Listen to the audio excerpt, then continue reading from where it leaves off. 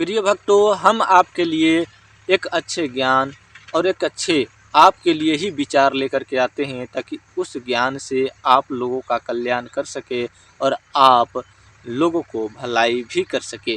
क्या है सत्य और क्या है असत्य, क्या है इस जग में झूठा, इसके बारे में भी बताते हैं। कौन क्या करता है उसकी नाम लेकर के तो नहीं बताते, पर क्या गलत है ज़रूर साबित करके दिखाते हैं।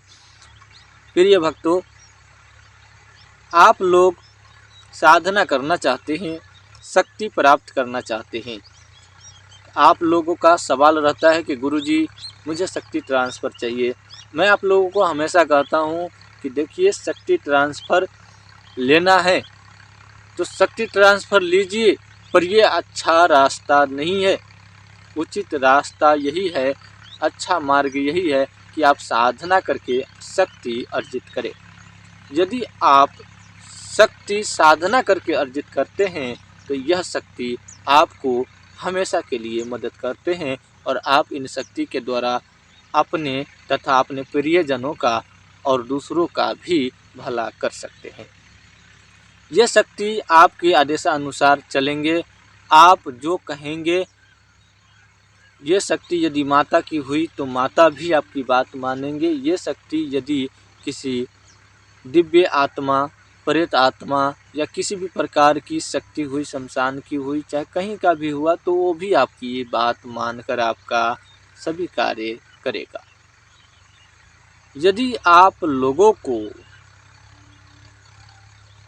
मंत्र की शक्ति और तंत्र की शक्ति के बारे में जानना है, दिव्य शक्ति के बारे में जानना है और वाम मार्गी शक्ति के बारे में जानना है, शमशान की शक्ति और कब्रिस्तान की शक्ति, लौकिक पारलौकिक शक्ति के बारे में जानना है, तो आप लोग यूं ही फ़ोन पर अपना विचार ना करें किसी से।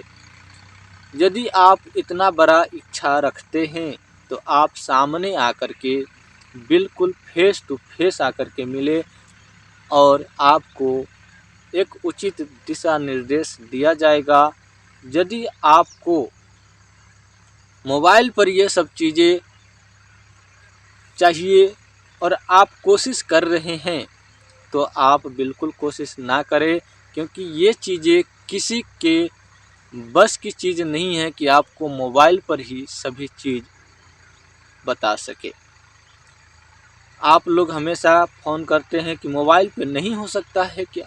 बिल्कुल नहीं हो सकता। मोबाइल पे भलाई हो सकता है, किसी को झाड़ फूँक हो सकती है, किसी को यदि रोग है भूत प्रेत वाला या किसी डायन की किया कराया है तो वो ठीक हो जाता है, पर सभी व्यक्ति इस चीज़ को ठीक नहीं कर सकता। ठीक हो जाता है मोबाइल पे, यदि आप कराना चाहे तो। और अच्छा तो यही रहता है कि सामने आकर के ठीक करवाए। दवा और दुआ दोनों चले तो किसी भी इंसान की जान बचाया जा सकता है, यदि इस प्रकार की तकलीफ़ें हैं तो। यदि बीमारी का असर हुआ तो दवा से सही हो जाएगा और किसी का किया कराया होगा तो दुआ से सही हो जाएगा। तो आप लोगों को पता ही होगा कि दूसरे के भलाई करने के चक्कर में कितने भगत जो है मारे गए।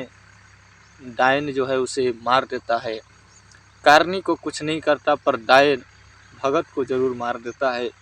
यदि आप लोगों को किसी को भलाई करना ही है तो तभी आप लोग किसी का भला करना सोचें, जब आपके पास उतना समर्थ हो, आपके पास उतनी शक्ति हो कि आप कम से कम डायन की अनेक बार को तो नहीं, पर एक दो बार को तो रोक ही सके।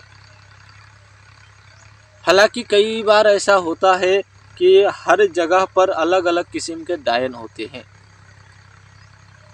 कई लोग पूजा कराने जाते हैं, 10 जगह 15 जगह पर जाते हैं, कहीं कुछ नहीं करता, क्योंकि सभी जगह पे डायन भी एक जैसा नहीं होता है, पर किसी न जगह पर वहाँ पर जा कर के पछाड़ खा कर के आ ही जाते हैं। पूजा कराने गए और बीमार पड़ के घर चले आए, ऐसा होता है। और कई बार तो ऐसा होता है कि पूजा करता है तब तक तो ठीक है, क्योंकि दूरा की बदनामी नहीं होनी चाहिए, क्योंकि डायन तो उसी घर में है। और पूजा करा करके घर लौटा तो घर लौटते ही उसकी हालत हो गई खराब, सुइया दवाई दारू सब चलने लगा। तो ये सब चीज़ें आम बातें हैं जो भगत के साथ में गुजरता है, और भगत फिर भी अपना जान दांव पे लगा करके आपके घर आता है और आपको किसी भी प्रकार की जादू टोना से बचाता है। क्या आप भगत के लिए कुछ करते हैं?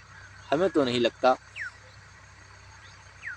यह आपकी सोच है कि आप भगत के लिए क्या करते हैं क्या नहीं करते हैं, आप अपने हिसाब से देख लीजिएगा। चलिए, यदि आप लोगों को साधना सीखना है तो सामने आकर के साधना सीखिए। मोबाइल पे ठगी हो सकता है। जितने भी लोग है साधना सीखना चाहते हैं कि कहते हैं गुरुजी मुझे मोबाइल पे सिखा दीजिए, तो मोबाइल पे ठगी हो सकता है, इसलिए आप लोग मोबाइल पे सीखने का प्रयास न करें। हमारे जैसे कई ऐसे लोग यूट्यूब पर वीडियो बना रहे हैं, कई लोग फेस नहीं दिखा रहे हैं तो कई लोग दिखा रहे हैं।